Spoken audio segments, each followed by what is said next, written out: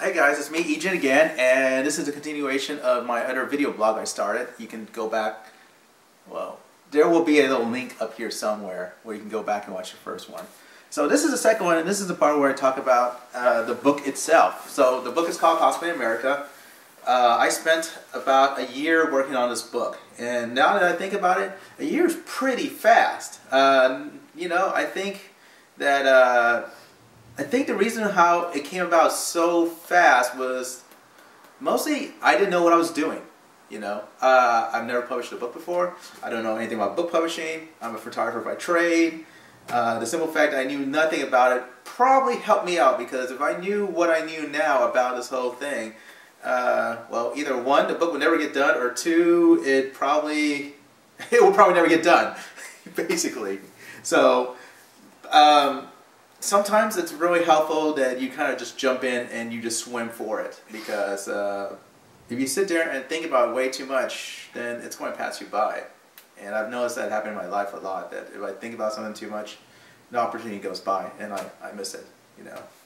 So this book is actually thanks to a guy named Bill.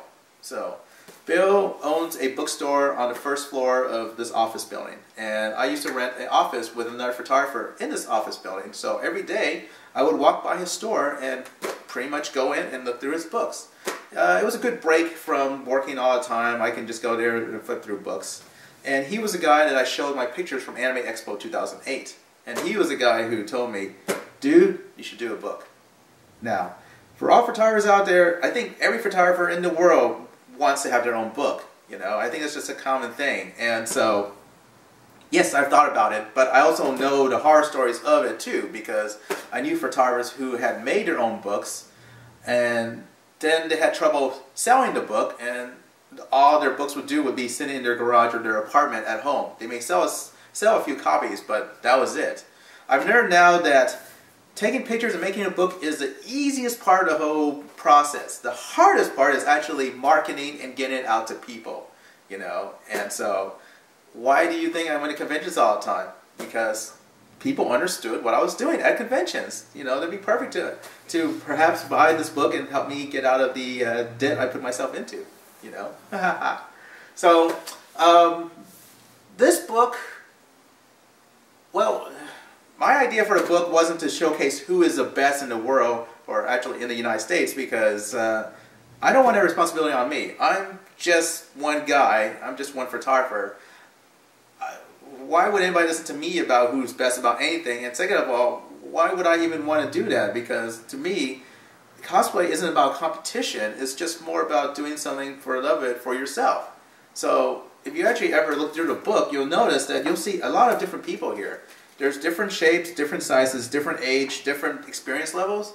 I've got everybody from somebody who bought their outfit online to somebody who spent 6 months working on it. So this isn't about the best or who made your outfit or anything like that. This is just to celebrate the fact that there are people out there who don these costumes, who pay tribute to their favorite characters, whether it's from anime, comic books, movies, TV shows, whatever, and they're just having a great time about it, you know? So I didn't think it was that big of a deal until I started going out and selling the book, and people would come up to me and they said how much they loved the book because it was about regular people cosplaying. And that part really kind of put a think in my head, like, wait a minute, I mean, why are people doing this?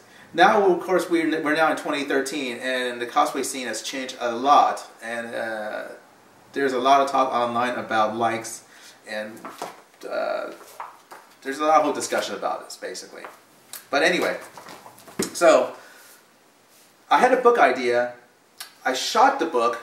Well, actually, oh, I didn't tell you how I shot the book. Okay, well, here's how I shot the book. So, first things first, to do a book, I figured I have to go to the biggest convention in the country. And the simple fact is, the bigger the convention, that means more people come in. And more people come in means there's more cosplay. And more cosplay means I can take more pictures. So, it made sense for me to go to the biggest convention. I started off by going to animecons.com. They kind of keep track about anime conventions going on around the world, and every year around January or February, well, somewhere around there, I think, they would put out like the top 10 biggest convention of the previous year.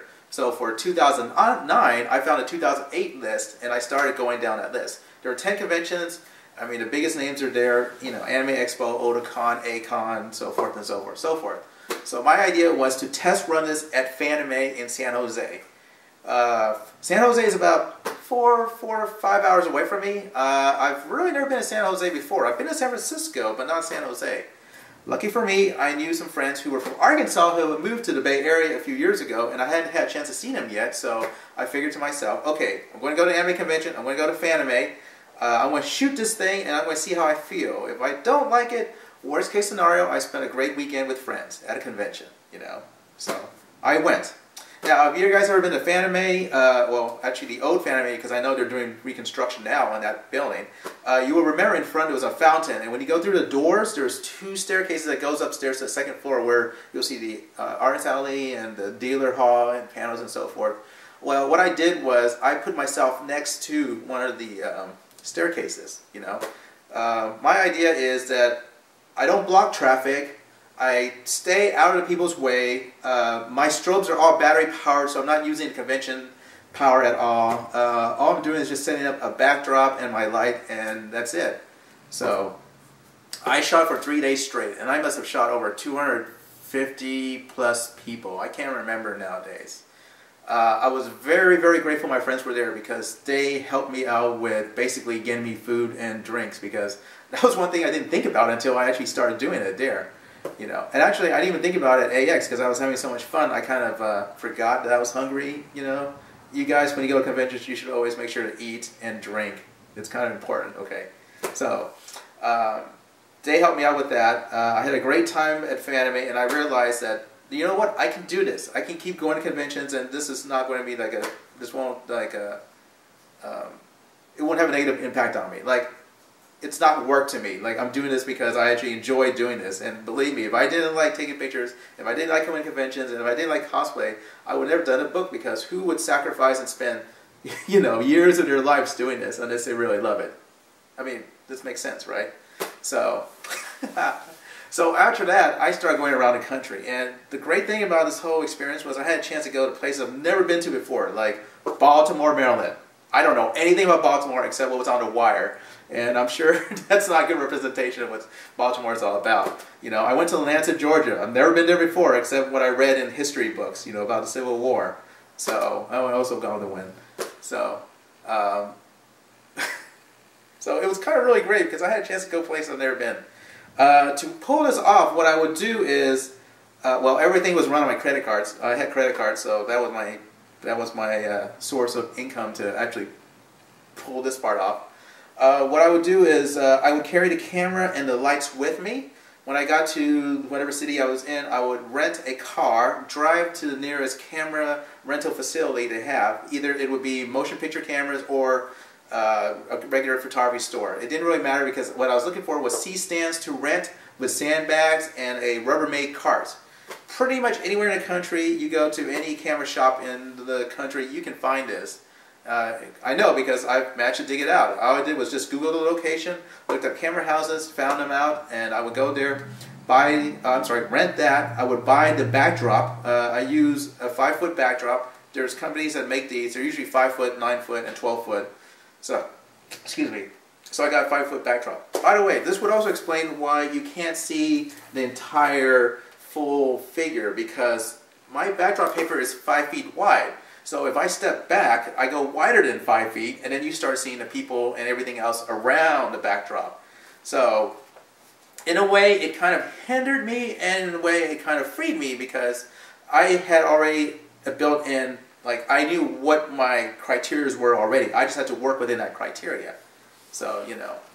Anyway, so that's what I would do. I would go to the convention, or actually I would go to the city, rent a car, get all the equipment.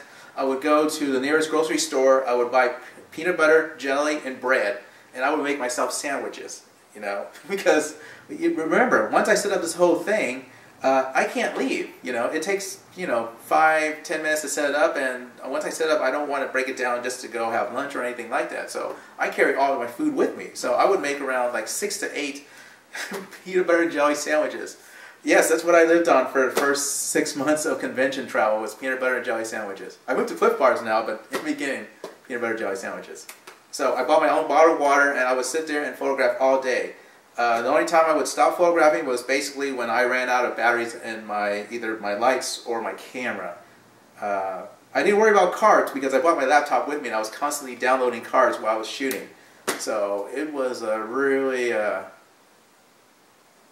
I'm still surprised I managed to do that, to tell you the truth, because it's a really lot of work for something that may not even work out, you know. But I guess in my case it did. Anyway, in the next video I'll talk more about the making of the book, how I edited the book together, and the whole deal with that. But in any case, oh, I should mention to you about my last convention, which was Anime Week in Atlanta. I had to stop at Anime Week in Atlanta, and that was only convention 6.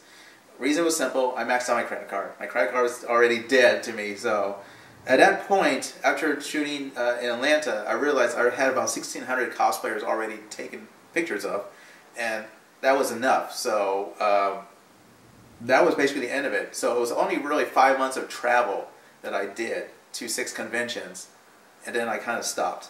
So, but anyway, we'll talk more in the next video, okay? Thanks, guys.